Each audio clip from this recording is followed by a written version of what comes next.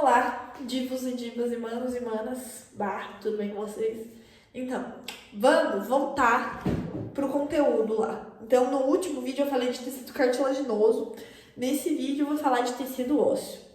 O tecido ósseo, assim como o tecido cartilaginoso, ele é tecido conjuntivo especializado, basicamente.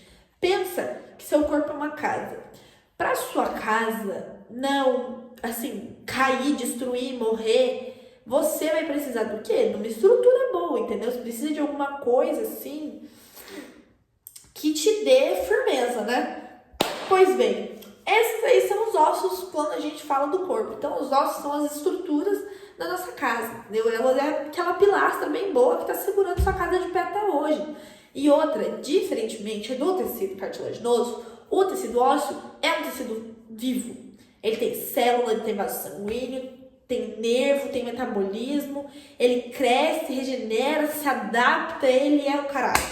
Então, vamos agora falar um pouco mais sobre ele. O tecido ósseo, ele tem várias funções. Sustentação, proteção, movimento, e agora a gente vai para as mais importantes, que essas aí, né, nível ensino médio. Para nível faculdade, tem que saber o quê? Primeiro, que o tecido ósseo, ele é um tecido que ele se caracteriza, e tipo assim, a palavra que marca ele é que ele é um tecido mineralizado. Ele tem a matriz extracelular mineralizada. Maria, mas o que isso significa? Bem, significa que o tecido ósseo, ele armazena minerais, principalmente o cálcio e o fósforo. E esse cálcio e esse fósforo, eles são usados pelo corpo quando necessário. Então, se faltar muito cálcio no sangue, às vezes, assim, seu corpo vai dar uma quebradinha ali no seu osso para tirar um cálcio, sabe? Mas sim, tem que estar numa necessidade bem boa. Outra coisa, hematopoiese. O que é hematopoiese? É a produção de células sanguíneas. Então, a medula óssea vermelha produz o quê? Hemácias, leucócitos e plaquetas. E isso vai acontecer no osso externo, no fêmur, na bacia, vários lugares onde a medula óssea vai estar produzindo todos isso que eu falei agora, porque eu tô com preguiça de falar de volta, né, gente? Desculpa. 10 horas da noite. E outra coisa que também é bem importante, e pra mim foi uma das coisas assim que eu mais frisei quando eu tava estudando, pra eu relembrar, é que o tecido ósseo também vai servir de reserva de gordura. Isso porque a medula óssea, ela se apresenta de duas formas. Ela se apresenta da forma dela vermelha e da forma dela amarela. A vermelha, a gente usa ela mais quando a gente é jovem. Por quê? Porque ela tá produzindo ali, ó. Produzindo hemácia, produzindo leucócito, produzindo plaqueta, e vai, produz, e vai continuar produzindo horrores.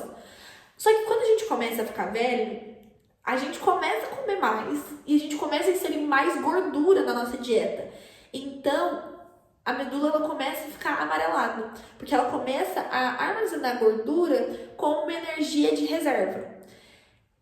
Porém, entretanto, todavia, em casos de hemorragia, por exemplo, essa medula amarela ela pode voltar a se tornar vermelha, porque você está perdendo muito sangue, então ele sente que ele precisa voltar a produzir, porque você está perdendo, ele não pode deixar você começar a perder muito e começar a desbalancear. Então, essa medula que antes que tinha ficado amarela, ela vai voltar a ser como antes, vai voltar a ser vermelha só para fazer essa produção. Depois, ela volta pro estado dela, porque você não vai precisar tanto dessa produção.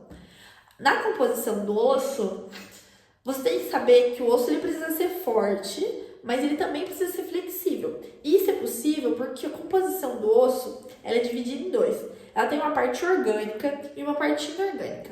Nessa parte orgânica, você tem que saber que ela é a parte que dá flexibilidade. Maria, por quê? Porque o principal elemento da parte orgânica é o colágeno do tipo 1. Também vai ter outros, igual vai ter proteoglicanos, vai ter glicoproteínas, mas você tem que lembrar do colágeno. Por quê? O colágeno é quem vai dar maleabilidade para o osso. Sem colágeno, o osso quebra, entendeu? O osso, ele parte muito fácil. Sem colágeno, ele vira como se fosse um vidro. Ele vai continuar sendo duro, mas ele não vai ser resistente. Então, é igual um copo. O copo, ele é duro, mas se você jogar ele no chão, ele vai quebrar. Então, ele evita que o osso quebre com impactos leves. Agora, a parte inorgânica, ela é a que dá rigidez.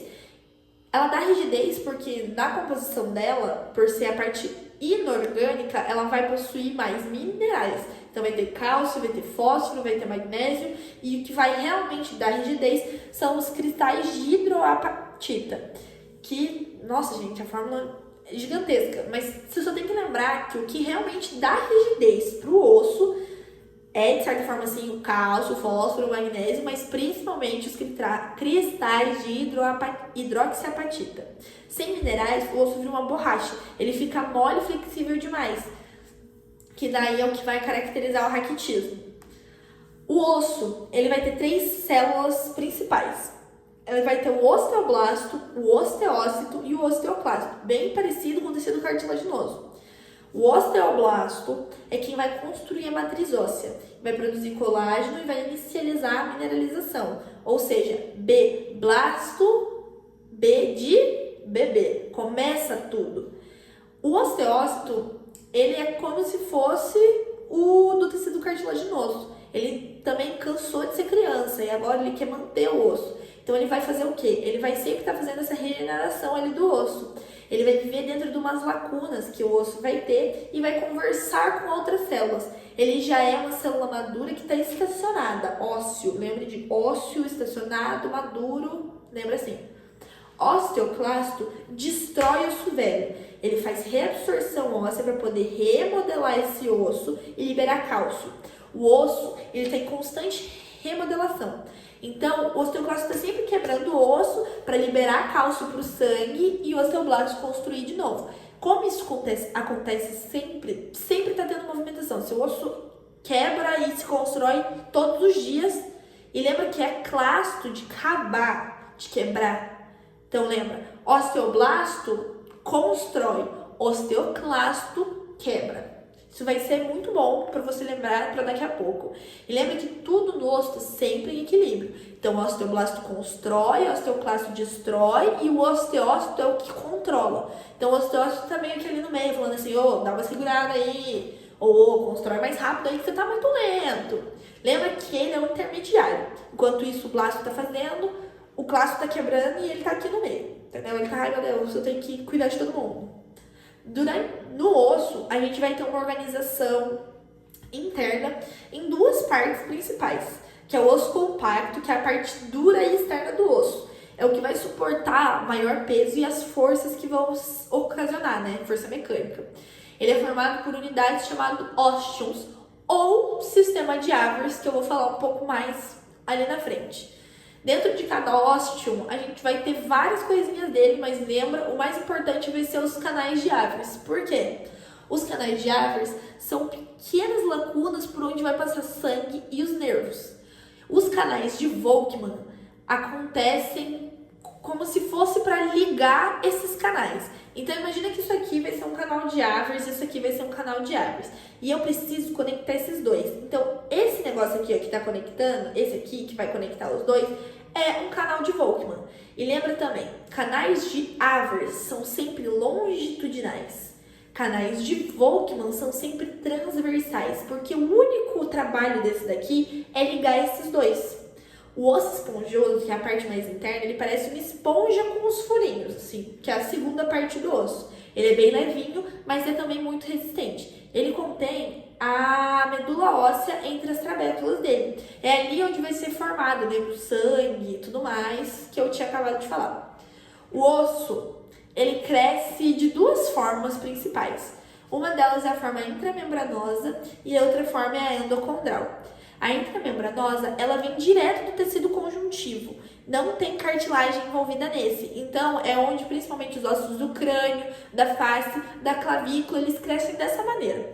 Aí a gente tem a segunda forma, que é a forma endocondral, que é a partir de um molde de cartilagem hialina, nos ossos longos, fêmur, a tíbia. Então lembra que lá na aula de tecido cartilaginoso eu tinha te falado que a gente tinha uma partezinha chamada de placa epifisária. A placa epifisária é desse crescimento, é o crescimento endocondral dos ossos que vai ter que utilizar aquela placa. Já a intramembranosa, ela vai utilizar uma segunda coisa que se chama pericôndrio. Lembra que lá também no cartilaginoso a gente tinha o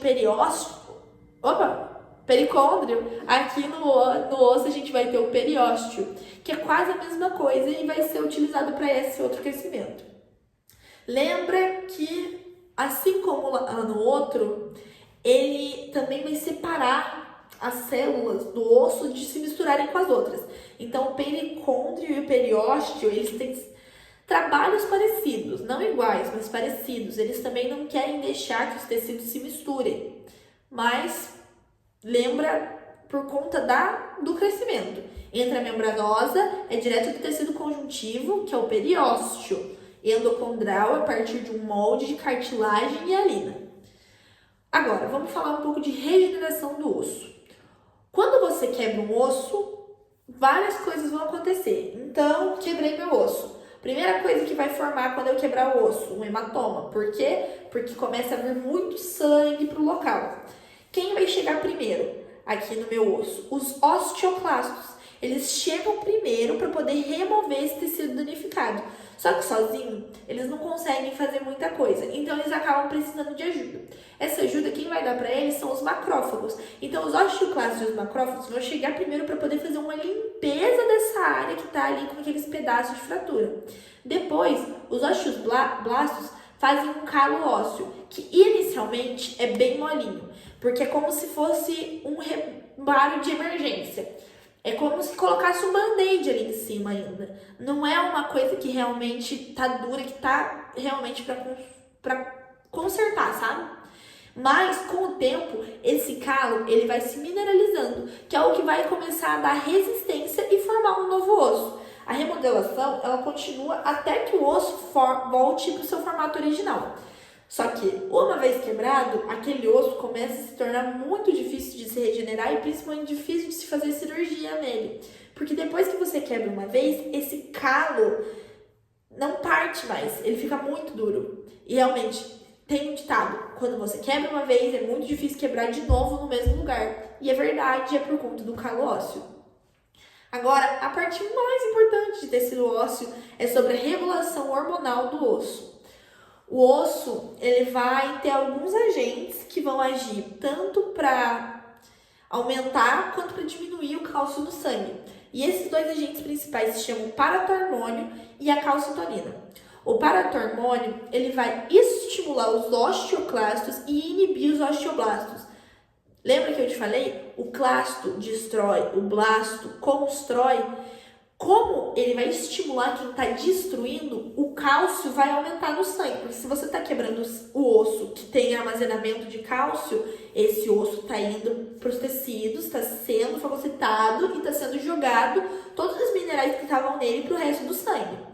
A calcitonina faz o contrário. Ele vai inibir os osteoclastos, mas ele vai estimular os osteoblastos. Então, vai estar construindo mais do que vai estar destruindo. Então, ele vai diminuir o cálcio no sangue. Ele vai começar a puxar muito cálcio e não vai ter cálcio para voltar. A gente tem outras duas formas que existem de regulação hormonal do osso, que é pela vitamina D e pelo estrogênio. A gente não comentou muito nas aulas lá da faculdade, porém, eu achei que seria interessante trazer que a vitamina D, que é o calcitriol, ele estimula a absorção do cálcio lá no intestino. Então, ele vai favorecer a mineralização dos ossos. Porque ele vai começar a absorver mais, vai identificar pro seu corpo, tipo, ei, vamos estar comendo aí, vamos melhorar essa alimentação, vamos jogar aqui pro osso. E como tá absorvendo mais, ele consegue jogar mais fácil ainda lá pros ossos. O estrogênio inibe os osteoclastos. Então, o estrogênio, ele vai proteger contra a osteoporose para as mulheres. Na menopausa, como tem menos estrogênio, tem aumento da reabsorção óssea, o que leva à osteoporose. Então, mulheres, infelizmente, a gente tem uma taxa maior de probabilidade genética a levar à osteoporose. Em emergências, por exemplo, lembra que eu falei lá da medula, né? Eu falei que a medula vermelha faz saúde do sangue, medula amarela armazena gordura. Em emergências, o seu corpo, ele começa a sentir que você está tirando muito cálcio e ele começa a fazer você produzir muita célula do sangue loucamente, porque ele acha que tá arrasando, que vai dar certo. Não dá certo, começa a desregular tudo, só que isso aí é problema hormonal, não vou bagunçar mais a cabeça de ninguém, vou parar por aqui. Vou falar um pouco da classificação de ossos pela forma. Os ossos, eles têm 5 classificações, que são sesamoides, irregulares, planos, curtos e longos. Os ossos longos, fêmur, húmero, são ossos da movimentação e ossos da sustentação. Os ossos curtos são os ossos do carpo, os ossos do punho, né? Então, eles são ossos para absorção de impacto. Por isso que quando a gente bate, a gente sente, tem gente que quebra o dedo, né? Os planos são os ossos que a gente acha no crânio, os ossos das costelas, são ossos de proteção. Os irregulares são os ossos das vértebras. Cada um deles tem função variada, mas a gente não precisa muito entrar nisso. Você tem que lembrar que quando fala de irregulares, tem que lembrar automaticamente de vértebras, porque daí tem gente que troca eles com os sesamoides. Mas os sesamoides são ossos da patela, por exemplo. São ossos que vão proteger tendões, que vão melhorar a alavanca muscular, que vão alguns se assemelharem aos ossos irregulares que têm várias funções variadas, mas não são a mesma coisa e você tem que meio que esquecer. Agora que eu já falei tudo isso, já falei basicamente tudo que vai cair na prova, eu vou falar umas curiosidades didáticas aqui bem bonitinhas para vocês. Você tem que saber que o esqueleto, ele se renova completamente a cada 7 a 10 anos, o que é muito esquisito, muito louco, mas é por conta dos osteoclastos e dos osteoblastos. Como você está sempre quebrando, você está construindo, você vai renovando tudo. O osso do fêmur, ele é mais resistente do que o concreto. Concreto, proporcionalmente ao peso dele, né? Claro. Mas mais resistente do que concreto. Gente, loucuríssimo. E a osteocalcina, ela é produzida pelos osteoblastos e ela também atua como hormônio. Lembra que eu falei lá no começo? Se você não lembra, acho que é hora de voltar. Então, vamos para um resuminho final, vou falar os temas e as palavras-chave, tá bom? Então, quando a gente vai falar de células que constroem, a gente está falando dos osteoblastos. Células que mantêm, osteócitos. E células que destroem, osteoclastos. Parte dura e externa, osso compacto. Parte interna e leve, osso esponjoso. Canal com vasos, canal de Avers. Quem conecta os canais são os canais de Volkmann. Quando a gente está falando de crescimento em altura, a gente está falando de placa epifisária, ou seja, em contral. E quando a gente fala de crescimento em multiplicação, a gente fala do crescimento pelo pericôndrio. Quando a gente fala de produção de sangue, a gente está falando de medula vermelha. E quando a gente fala de reserva de gordura, a gente está falando de medula amarela.